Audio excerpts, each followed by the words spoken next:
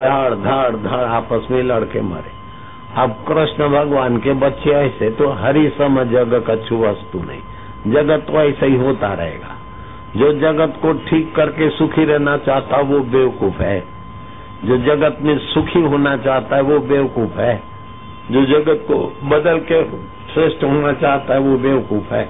अरे अपना दिल बदलो ताकि जगत जगत की जगह पे और जगदीश्वर तुम्हारे दिल में जगमग जगमग होने लग जाए। करो ना, ये सत्संग से होता है। सारी पृथ्वी को तुम नहीं ढक सकते, लेकिन अपने पैरों में जूता पहनो तो सारी पृथ्वी ढकी हुई मिलेगी। दुनिया को तुम अपने कहने के अनुसार चलाओगे तो दूसरा अपने कहने के अनुसार चलाएगा, तीसरा अपने कहने के अनुसार चलाएगा। एक पिता थे, 2 मुर्गियां थी उसकी। मुर्गियां समझती है? मुर्गी 2 बेटियां थी। तो गया बेटी के पास, तो बेटी बोलती पिताजी भगवान को प्रार्थना करो कि 15 दिन तक कोई बरसात नहीं हो तो हमारा जो घड़ा है निवा में और जो बर्तन है खिलौने हैं वो पक जाए। अगर बरसात बादल आते वो बरसात पड़ेगी तो हमारा सब चौपट हो जाएगा।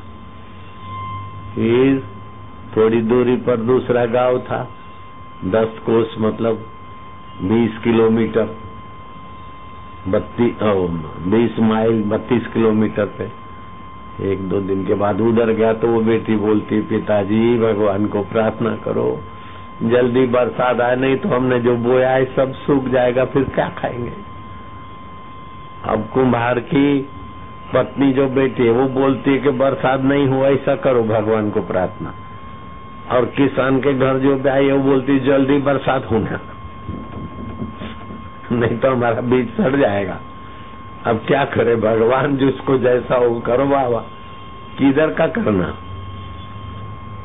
तो कई बार आपको आप जो चाहते हैं वो होता नहीं, और जो होता है वो भाता नहीं है, और जो भाता है वो टिकता नहीं है। ये ईश्वर की सृष्टि की लीला है। आप जो चाहते वो सब नहीं होता, जो होएगा वो सब आपको अच्छा नहीं लगेगा, और जो अच्छा लगेगा वो टिकेगा नहीं। ये सिद्धांत समझ लो तो आनंद में रहोगे। हम जो चाहते वो सब होता नहीं, जो होता है वो भाता नहीं, और जो भाता है वो टिकता नहीं। तो जो टिकता है उसका नाम है हरि, जो हर समय टिकता है, हर दम टिकता है, हर हाल टिकता है, तुम्हारा कभी त्याग नहीं करता, उसका नाम है हरि। जिसको तुम छोड़ नहीं सकते उसका नाम है हरि, जो तुमको छोड़ नहीं सकता उसका नाम है हरि। हरि कहो, गोविंद कहो, 1000 नाम खोजे।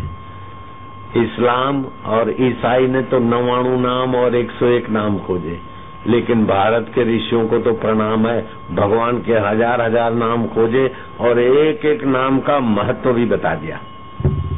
हरि जो हर हमेशा है, हर समय है, हर स्थान में है, हर देश में है, हर काल में है, हर वस्तु में है, और हर हृदय का साक्षी है वो हरि। बचपन बदल गया, लेकिन बचपन की बदली हुई बातों को जो जानता है वो हरि है ना। अभी जुआनी में ये तरंग पे चढ़ते, मैं पत्रकार बनूंगा, मैं ऐसा करूंगा, मैं ऐसा बनूंगा, ऐसा बनूंगा, कुछ बने तो नहीं भी बने तो, लेकिन उसको जानने वाला हरि अभी भी है। और बुढ़ापा आ गया, मृत्यु आ गई, शरीर मर के पड़ा है, 2.25 घंटे के बाद अपने शव को देखते तो देखने की सत्ता हरि के साथ है ना।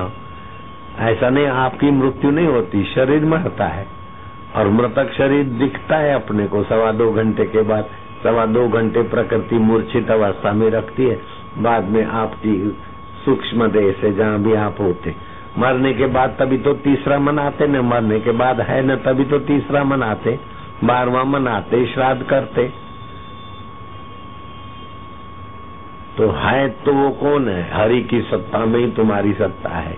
पानी है तो तरंग है ना, पानी नहीं तो तरंग कहाँ से होगा। ऐसे हरि व्यापक है तो स्फुरना है और दिखता है। हरि व्यापक सर्वत्र समाना, प्रेम ते प्रगट होई में जाना। सर्वत्र समान है, लेकिन प्रेम से हरि की महिमा, हरि का आनंद, हरि का सामर्थ्य प्रकट होता है।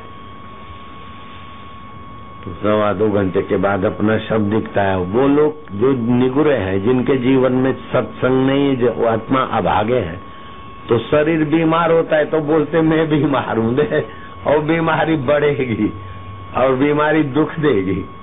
अरे शरीर बीमार है, तुम उसको जानते हो ना, तुम काहे को बीमार होते हैं? मन में दुख आता है तो निगुरे बोलते मैं दुखी हूं, तो दुख बढ़ेगा। दुख आता है तो मन में है, और बीमारी है तो तन में है, चिंता है तो चित्त में है। हम है अपने आप हर परिस्थिति के बाप।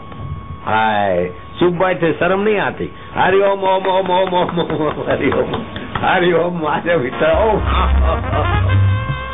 ऐसा हरि के साथ अपनी स्मृति जगा दे तो हरि सांगते गीता में, तस्याहम सुलभम पार्थ, उसके लिए मैं सुलभ हूं जो मेरा सुमरन करते हैं।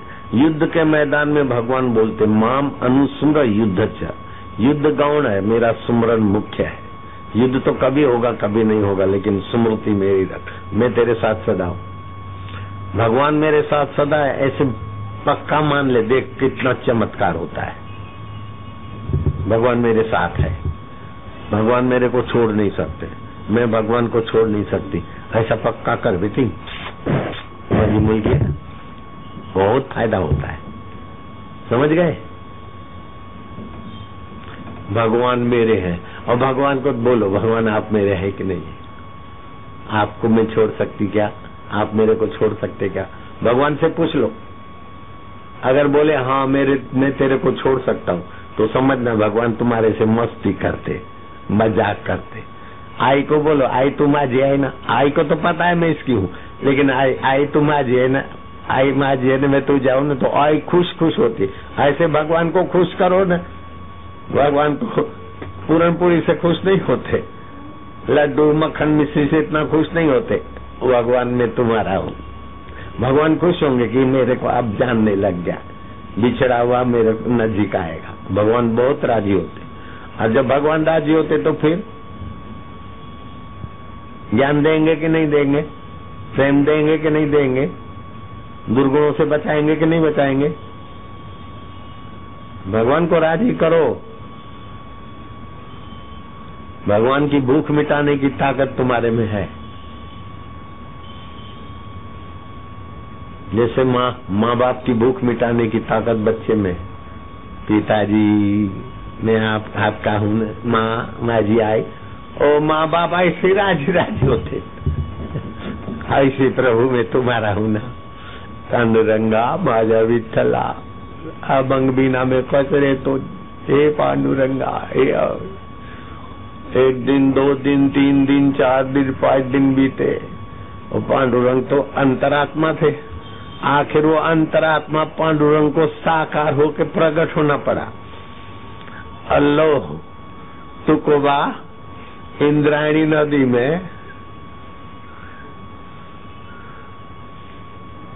तुम्हारे अभंग फिकवा दिए, लेकिन मैंने संभाल के रखे। लो